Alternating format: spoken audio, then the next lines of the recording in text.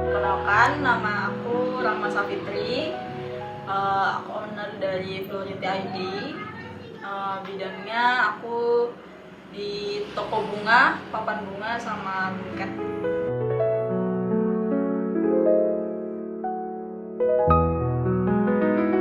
Kalau belajar bisnisnya, aku dari COVID tahun 2020 itu udah punya Bohemian Indo. Bohemian Indo itu lebih banyak ke kerajinan tangan mekrem. Nah, dari situ aku punya pengalaman pertama untuk punya bisnis yang bener-bener ngajarin. Memang yang pertama itu nggak selalu harus berhasil, cuman Bohemian itu banyak kasih aku pengalaman, terus sampai akhirnya di titik ini itu banyak relasi yang aku tuh kenalnya dari Bohemian Indo gitu.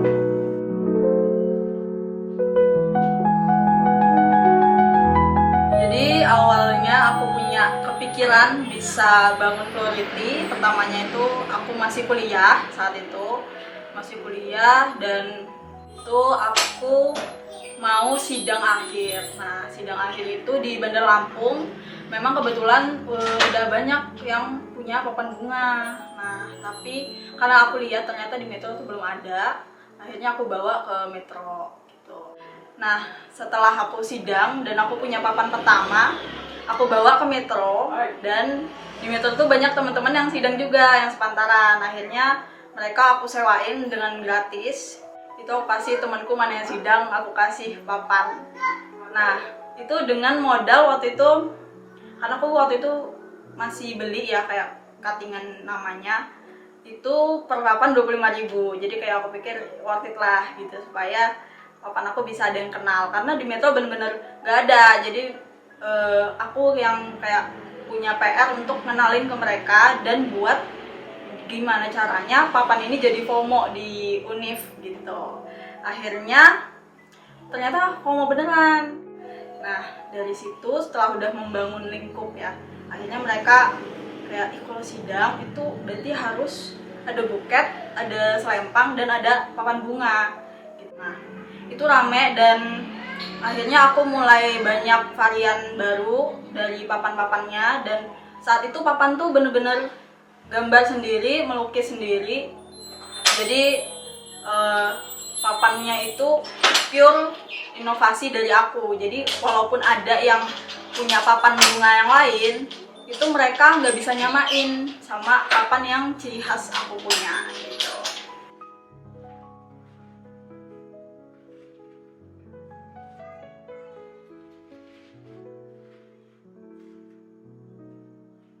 Setelah papan aku mulai rame, aku mulai tuh nabung gimana caranya papan ini aku nggak order di tempat lain, jadi aku bisa handle dari hulu ke hilir gitu.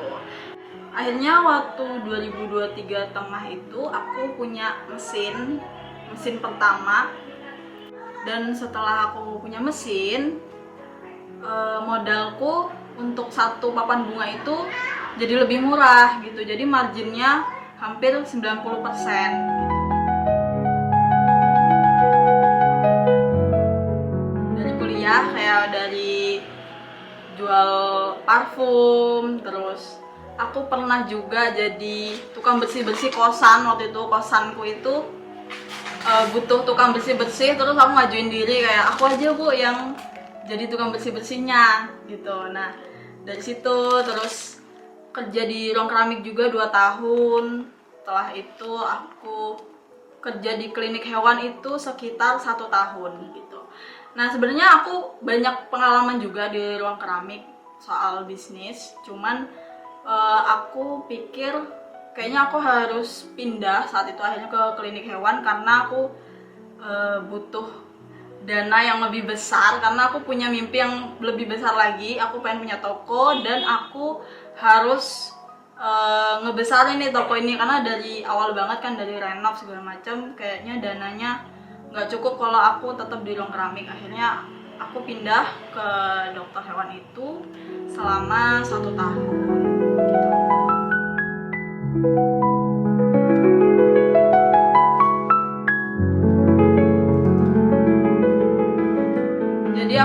kerja di klinik hewan itu jam 8 pagi, baru selesai jam 8-an, jam 8 malam. Jadi habis pulang jam 8 malam, aku harus ngambilin papan bunga di universitas itu karena udah gelap-gelap gitu. Jadi aku harus ngambilin papan itu malam-malam. Udah malam, kadang aku udah pulang jam 9. Jam 9 baru aku mulai kerjain lagi yang untuk sewa besoknya. Dan alhamdulillahnya rame terus ya papan bunga itu.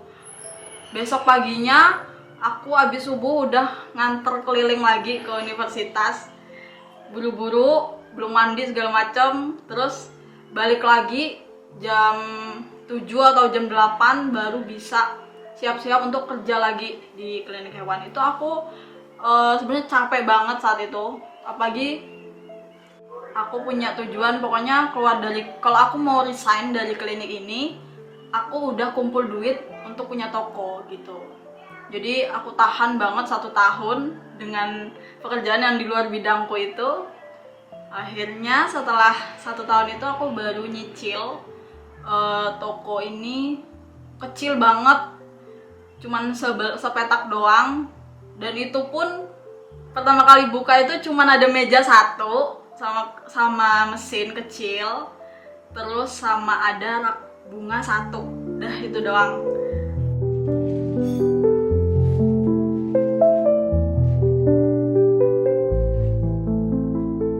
Dulu aku tuh cuma pakai Supra nganter bunga itu, pakai Supra, ngengkol, seorang cewek, dan itu bawa papan bunga tuh susah banget, beda sama kayak pakai metik kan bisa di bawahnya gitu.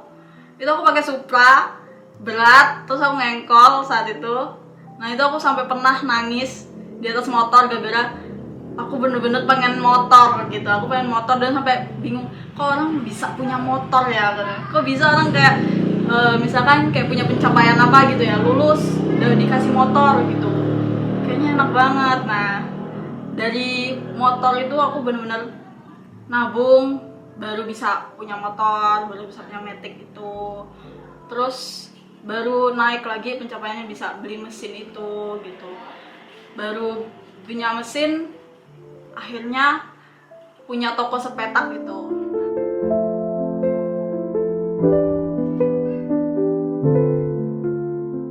Aku pernah, yang paling aku inget itu aku pernah 10 juta sebulan. 10 juta sebulan.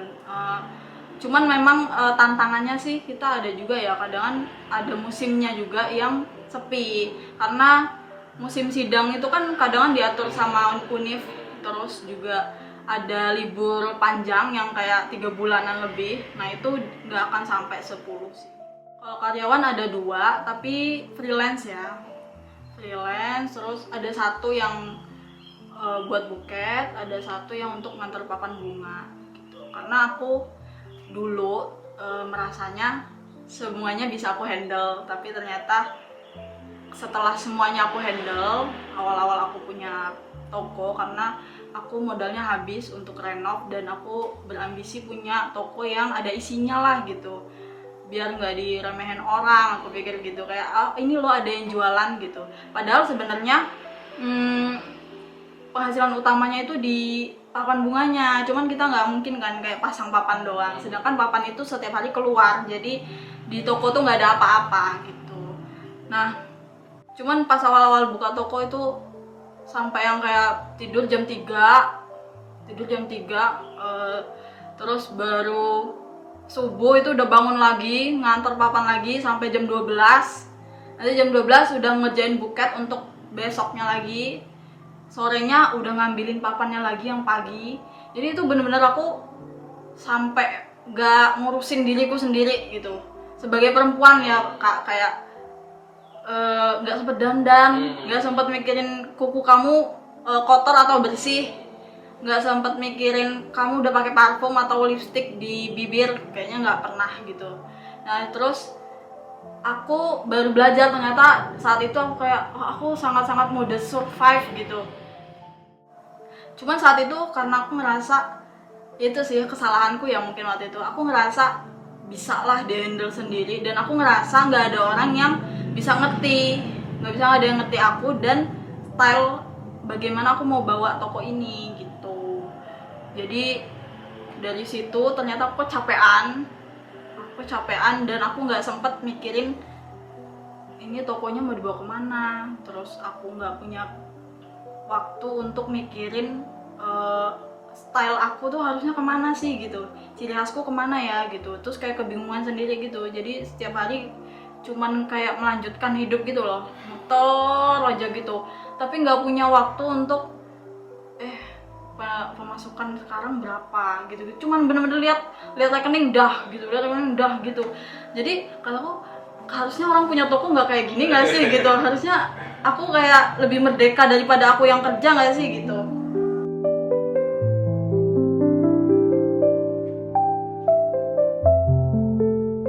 Aku gimana ya caranya habis kuliah aku mapan gitu. Terus aku nggak pengen nanti pas habis kuliah aku kebingungan cari kerja dan lain-lain. Aku kayaknya kalau misalkan mau sukses duluan, kayaknya aku harus start duluan, aku pikir gitu, daripada orang yang mungkin lebih punya modal dan lain-lain, atau mungkin ngurusin usaha keluarga dan lainnya. Jadi kayaknya kita harus 1000 kali usahanya lebih keras daripada mereka gitu. Nah akhirnya dari situ aku banyak belajar kayak aku harus mandiri, aku harus kuat gitu. Aku selalu bilang kayak gitu ke diriku sendiri sih, kayak jangan lemah, jangan payah gitu.